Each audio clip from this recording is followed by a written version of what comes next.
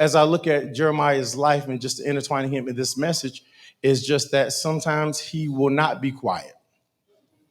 Sometimes he will make talk noise throughout the whole time that we're worshiping or we're praising.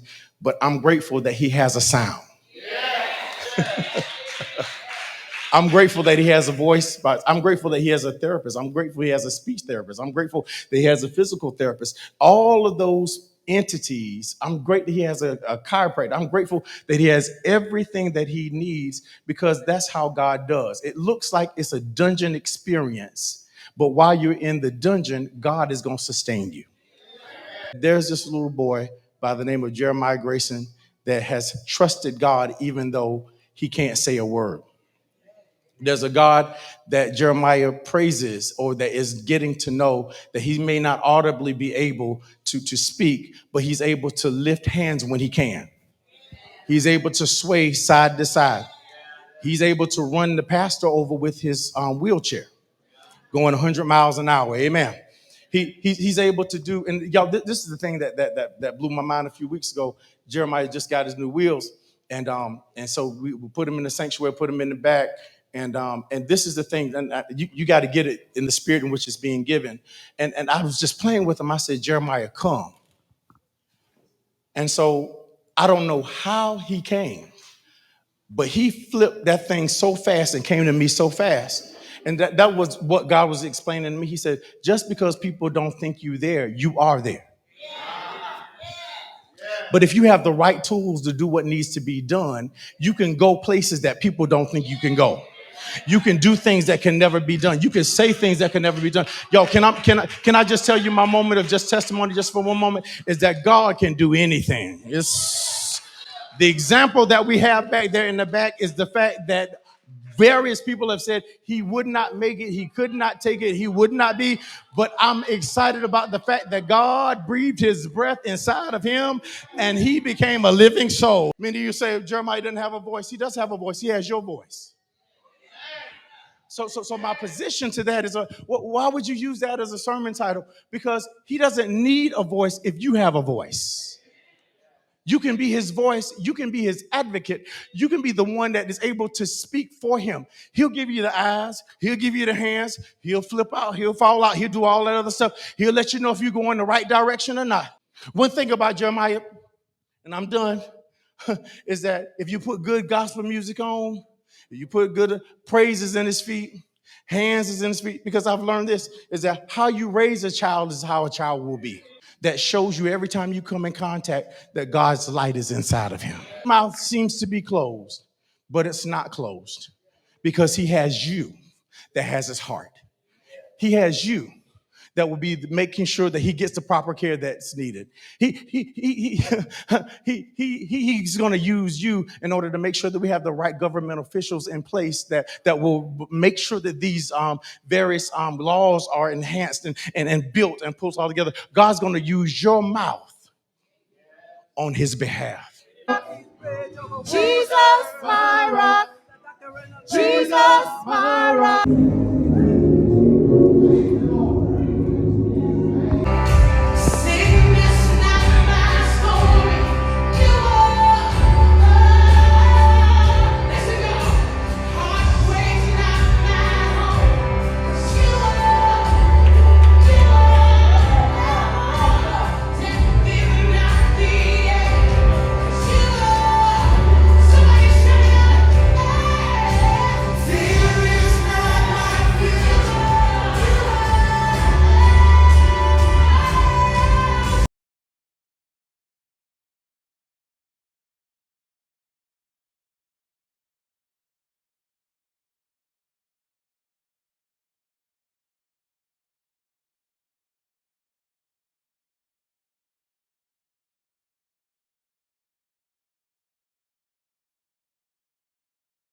Anything in the middle, yes, I can't tell you how many times I've gotten on the phone and I've heard them this. They're saying this, they're saying they're going to stay, they're going to do this and that. And I said, the God that's in him is going to wake up.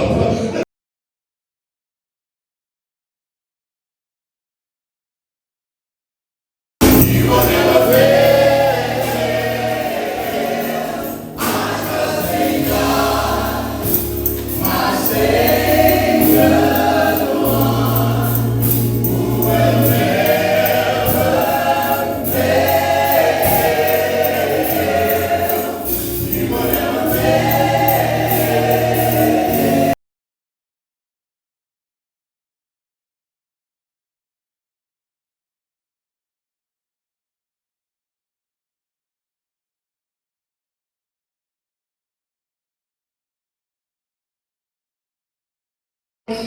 My church home allowed me to do this annually. When Jeremiah was first diagnosed, unexpectedly during the week, Sunday service was just mind-blowing, and so we came back every year during Mitochondrial Disease Awareness Week. It's just something to give God thanks. I'd like to thank everybody for attending, for wearing green, and even for those who could not attend. Just kind of like a recap of what his disease is, and we do have it up on the screens as well. Jeremiah's disease is an ultra-rare disease that basically affects his ability to move, to eat, and to breathe. He is dependent on everything from a ventilator to breathe, a feeding tube, and much more. He has lots of therapies every single day. He has a very busy schedule, but the most important thing for him that we teach him is to trust God. Just wanted to highlight just a few things of what we've done this year. Since Jeremiah got diagnosed, when we first Googled the disease, there was nothing that we could find pretty much about it, other than the fact that it said the earlier the onset, meaning the younger you are when it shows up, the quicker the decline. So Jeremiah was only given 3 months to live, but we're in year 5, so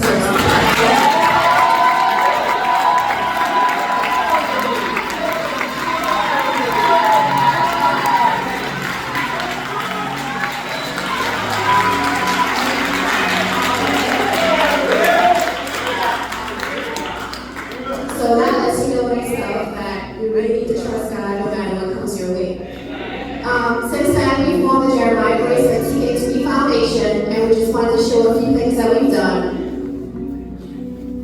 Next slide.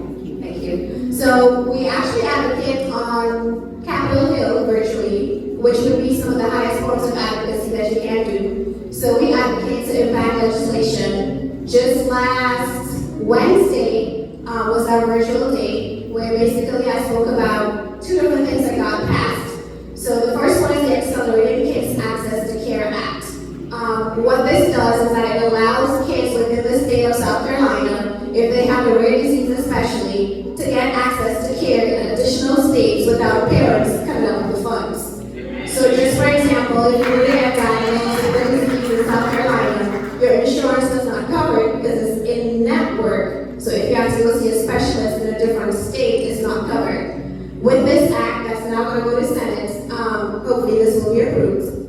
The next one that we did, with Jeremiah's disease, he's in a clinical trial. Clinical trials take a few years, and you have to go to the FDA in order to get approval. So since then, we've had listening sessions with the FDA, and we do a lot of advocacy internationally regarding his disease, as well as mitochondrial disease.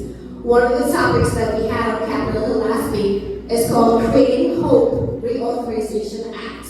That basically extends the priority review voucher program for rare pediatric cases such as Jeremiah's. So for example, with the FDA trial, only certain cases can get in. When Jeremiah was diagnosed, he was the youngest man in the world, so the FDA made an exception for him to get into the trial. Unfortunately, there are a few others who cannot get into the trial, even though the disease is basically declining their lives.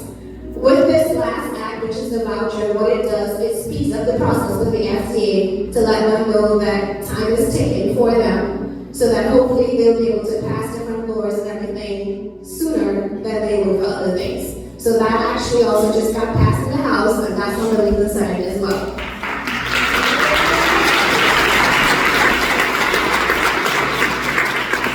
And I didn't highlight the others, but we also are working on one called the Medical Nutrition Act. And what that does, people with rare diseases, they can't just go to the doctor and get a prescription and get medication. They rely on different vitamins and supplements, which can average anywhere from $300 to $1,000 a month, which they don't have.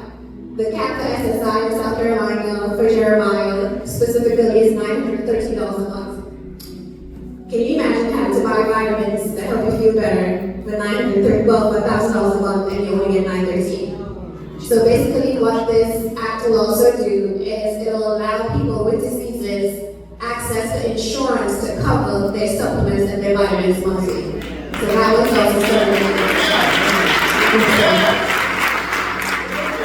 we also, over the last 2 years, advocated to impact education. There were no actual publications about his disease worldwide, so we published the first ever book about his disease that's available on Amazon in English and Spanish. And then most recently this year, along with the United Mitochondrial Disease Foundation and UCB in Belgium, we came up with the first ever brochure about his disease that will be passed along to all universities, all doctors' offices. It is in English as well as on the flip side in Spanish. And so this is a global outreach where we basically share this with anybody who will come across by anybody with a rare disease. So we made it our business to put more education out there about his disease. And last but not least, we use social media to advocate. You can go to the next slide. And continue to raise awareness. So for the last few years, we posted daily on Facebook, Instagram, YouTube, TikTok. There's newspaper articles. If you just type in TK2D in Google, everything will come up. So we basically use his journey to spread hope as well as raise awareness so that others who are misdiagnosed or not diagnosed can get diagnosed, just because we want to make sure that nobody's out there living without hope. So those are just a few highlights that I wanted to share with you guys, and thank you each for your support through this journey because it is definitely greatly appreciated. And I did want one person who actually just walked in, Dr. Jennifer Evans Scott, to say a brief word as she helps Jeremiah holistically throughout his journey. Praise the Lord, everybody. I'm trying not to stand before you long. Anytime I'm talking about holistic healthcare, what I'm passionate about, sometimes I get a little long-winded. But I appreciate Anissa asking me to speak to the church on behalf of her family and certainly the care of Jeremiah. I recall when Anissa came to church and that Sunday, I think I honked him for the entire service before she had a diagnosis. And I remember the weeks that came after that, where she just said, something just isn't right. I'm going to bring him in, I want you to check him out, and I want you to evaluate, see something just doesn't feel right to me. And that is the root, that is the foundation of what holistic healthcare is. It is listening to that innate intelligence that God has bestowed in each one of us to know whether something feels right, something is just a little off, something just doesn't seem like it's normal.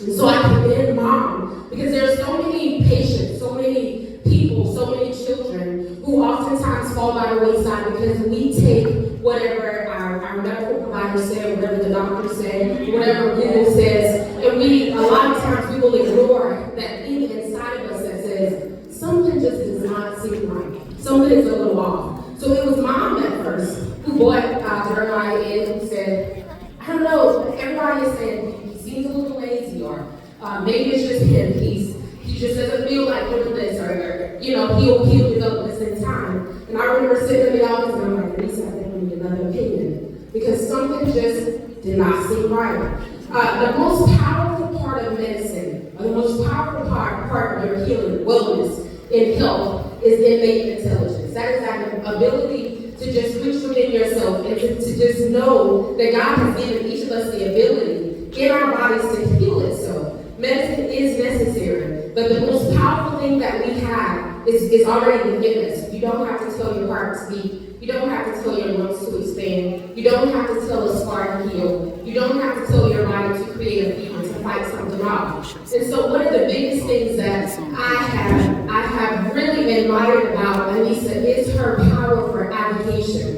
And I have pushed my patients, a lot of times they're inspired by her, to ask questions. If you're not God first says whatever, ask the question why. Take this, why? What is it going to do? Is there anything else? And to also advocate for natural. You're not talking about lifestyles. You're not talking about diets. You're not talking about nutrition. So go ahead and talk to your doctors. Always ask questions. Always advocate for yourself. Because you have the most information. You live in your bodies all day long. You have the most information about yourself, about your conditions, about diseases. And most of the times, a lot of it is avoidable. Most of the times, a lot of it, you don't have to have it progress to a certain point. But a lot of times, especially in our communities, we have been primed and it is habitual for us to just take the words of those who are in those higher positions because we say, oh, they're a doctor, they know what's best. Not about the bodies that you live in all day. And because of that application and because of that innate intelligence, Jeremiah has beat so many different prognoses and timelines.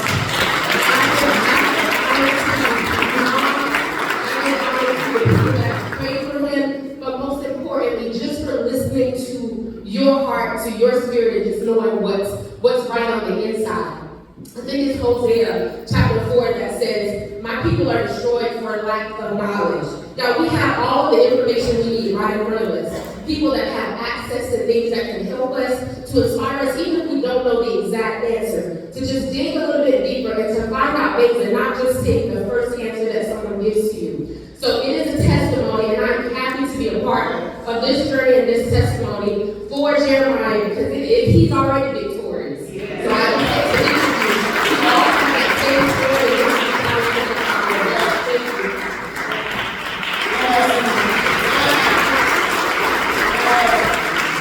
And before I sit down, I gave everyone a Ziploc bag, so everyone should have one. Inside of it is an awareness bracelet, but it's also a rock.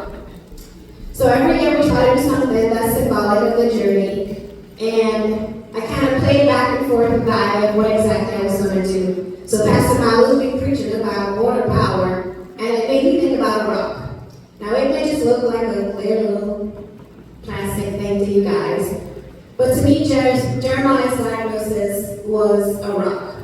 If you think about water, you can think about just a river or just a really calm stream of water.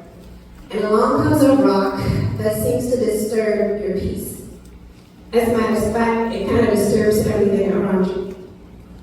A rock is hard, very hard. It can cause damage. But one of the things about a rock, and it can even be a rock within your own life, even though it might seem like it's hard and it's causing damage, by the time the rock goes into the water, it creates ripples. And the ripples actually impact things that you can't even see. So I think about Jeremiah's diagnosis as a very hard rock that was thrown into our lives, but the impact that comes from it, sometimes I can't even see the impact that it makes across the world. So I know that no matter what happens, as Mother Campbell sang, Jesus is our solid rock. And the impact that he has within us, we may not see the ripples from it, but you have to believe that it's there and that God is always working even when we can't see it. So that's why I gave you guys a rock so that if you're ever going through anything personally, even if it feels hard, trust God because you never know the ripples and the impact that it has around you. Thank you so much.